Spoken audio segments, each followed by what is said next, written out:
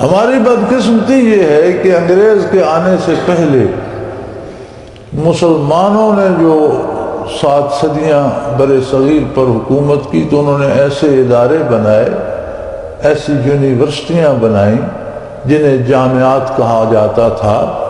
جہاں دنیا اور دین دونوں، دین بھی سکھایا جاتا تھا، دنیاوی علوم بھی۔ جرنیل بھی انہی جامعات سے آتے تھے، اطباء بھی انہی جامعات سے آتے تھے،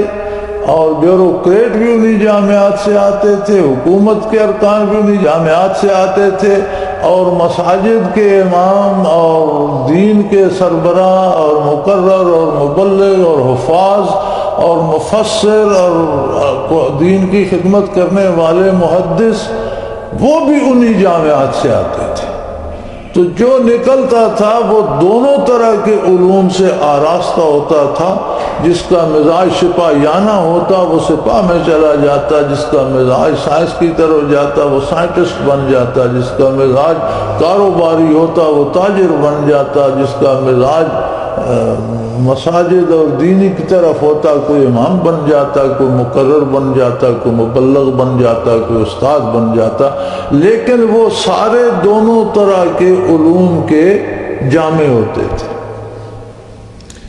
انگریز نے مسلمانوں کی شوکت توڑنے کے لیے ان جامعات کو تباہ کر دیا اور ان کی جگہ یہ نصاب تعلیم رائج کیا جو اب تک انگریز کے جانے کے 5 صدی بعد بھی جس سے ہم چمٹے ہوئے ہیں۔ اس نظام تعلیم کا کمال یہ ہے کہ کوئی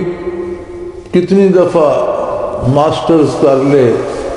ایم فل کر لے، پی ایچ ڈی کر لے، یہ سارے اسے یہ نہیں بتاتے کہ تم کون ہو۔ حروف، الفاظ، محاورے، جملے سکھاتے چلے جائیں گے، حکومت کی مشینری چلانے کا ایک پرزہ بن جائے گا، لیکن اسے دین، اللہ، اللہ کا رسول، اخلاق کے اسلامی،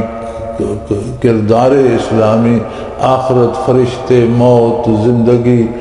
بعد حیات بعد الموت، حساب، ان چیزوں کے بارے یہ خاموش رہے گا، یہ نہیں بتائے گا۔ ضرورت تھی اس بات کی کہ جب مسلمانوں کی حکومت بنی، ملک مسلمانوں کو اللہ نے عطا کیا، تو وہ اپنا نصاب تعلیم بناتے،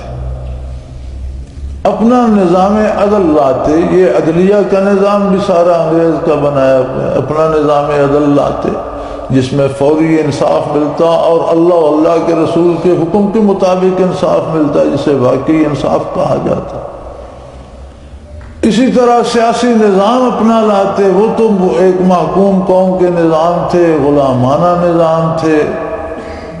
سلیوری سسٹم اسے کہا جاتا ہے، جو غلاموں کے لیے غلاموں کے نظام تھے، آقاؤں نے بنایا تھا، جو اوپر آ گیا وہ آقا، باقی لوگ اس کے غلام ہو گئے۔ لیکن ہماری بدقسمتی یہ ہے کہ 63 64 65 برس ہو گئے ملک بنے، کسی نے اس طرف توجہ نہیں کی۔ ہمارے ساتھ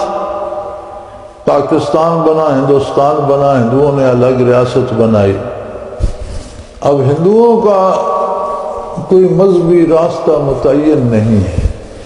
ہندو مت ایسا ایک عجیب مذہب ہے کہ جو کہ میں ہندو ہوں وہ ہندو ہے، پھر وہ کچھ بھی کرتا رہے، کوئی اسے ہندو مت سے خارج نہیں کرتا، کوئی ان کی متعین حدود و قیود ہیں ہی نہیں۔ اسلام کی تو حدود متعین ہے نا، اگر کوئی کسی ایک حقیقت کا انکار کر دے تو اسلام سے خارج ہو جاتے، ہندوازم میں یہ نہیں ہے۔ تو پھر انہیں کیا پرواہ، کوئی قانون جیسا بھی ہے ٹھیک ہے۔ اس کے باوجود انہوں نے انگریز کے دیے ہوئے قانون میں بے شمار تبدیلیاں کر کے اپنی ریاست اور اپنے لوگوں کے حق میں اسے بہتر کیا ہے۔ یعنی جن کے مذہب میں کوئی پابندی نہیں تھی انہوں نے کر لیا ہے، بہت تبدیلیاں کی ہیں، اور جن کے مذہب کے سراسر خلاف ہے مسلمانوں کے، اسلام کے، وہ اسے چمٹ کر بیٹھے ہیں اور لگے ہوئے ہیں، اسی کے ساتھ جھگڑے چل رہے ہیں، قصے چل رہے ہیں، تماشے بنے ہوئے ہیں، قتل ہوتے ہیں، لوگوں کو پوچھتا نہیں، ڈاکے ہوتے ہیں، لوگ بری ہو جاتے ہیں۔ اول تو چور ڈاکو پکڑے نہیں جاتے، پکڑے جائیں تو یہ قانون ان پر گرفت نہیں کرتا، ڈھیلا ڈھالا نائل سا قانون ہے، عدالتوں سے چھوٹ کے پھر آ جاتے ہیں، پھر وارداتیں شروع کر دیتے ہیں۔